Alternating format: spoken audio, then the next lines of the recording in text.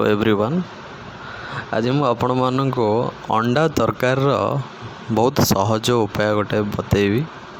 प्रथमे आम कड़ाई गरम कर तेल पकाइबा आ अंडा टी प्रथम सिझे रखी आ से अंडा टी आम टिके लो मीडियम फ्लेम रे फ्राए कर नवा।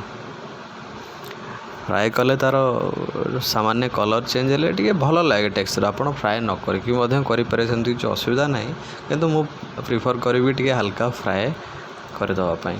देखो मु अंडा टी को कौभली भाव में फ्राए कर दी, बास एतिक ही करेंगे। आठू बेसी कले पोड़ी भल लगे। एबे आपको काढ़ी रखिपारे।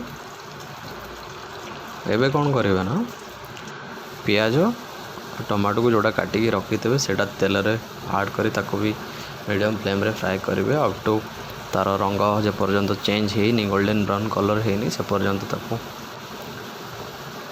कंटिन्यूअसली फ्राए कर चलिए। कारण न करेंगे जदि पोड़ीज से आपण मैंने देखिपे केमी तार रंग परिवर्तन हो गला। मुझे छेचा अदा रसुण रोटे पेस्ट बन से आड करी। ग्राइंडिंग करेंगे कि कौन सी मार्केट रू आनी पकेबे तार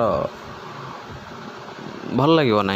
मो प्रिफर करे टे छेचिकी पकेले टे घर बास्ना आसे, भल लगे टे। आग काल लोक जमी करुले बाटिकी छेचिकी। एवं से हलदी लंका गुंड आ अंडा करी पाउडर समस्त को मिक्स करके मु ऐड कर दूची। ऐड करी ताको टिके मीडियम फ्लेम रे अल्प अल्प पानी जोगाड़ी ताको कषिबे।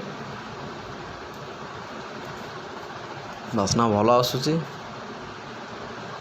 से राग जो मन खाइबा पसंद कंचा लगा काटिकी दे पारिबे।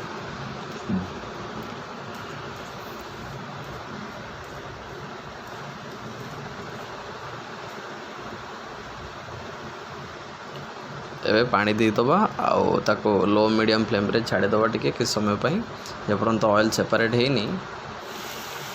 स्वाद अनुसार लुण ऐड करेंगे।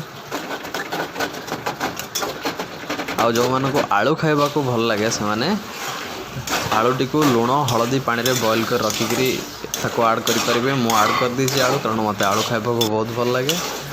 कारण आलू टी जेकोसी तरकारी रे पड़े तार स्वाद बढ़ाई दिए। तो अंडा करी रे मु आलू ऐड करुच्ची, आपण मैंने ऐड करें। आलू टी को मसला भितर रखी ताको टिके आमे कषि नवा। आलू भितर मसला टिके चलीगले भल लगे।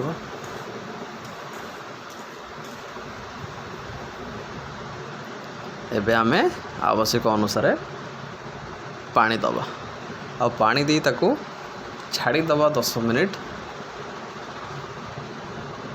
मीडियम फ्लेम रे छाड़ी दबा। मसलाटी फुटी गले तार बास्ना भल आसीबो आओ तार खाइबा को मध्य भल लागिबो ताको। एबे मु 10 ରୁ 12 मिनट पर देखली आमर हो जाइए। एबे मु आमर फ्राई करथिबा अंडा टी को ता भीतर ऐड करिबे आओ मैक्सिमम 5 मिनिट लो मीडियम फ्लेम रे मु ताको कुक करि नेबी। एबे देखि पारथिबे आमर संपूर्ण भाव में अंडा करी प्रस्तुत हो जाइए। बहुत सहज उपाय बनाऊँ। आशा करूँ आपको भल लगी।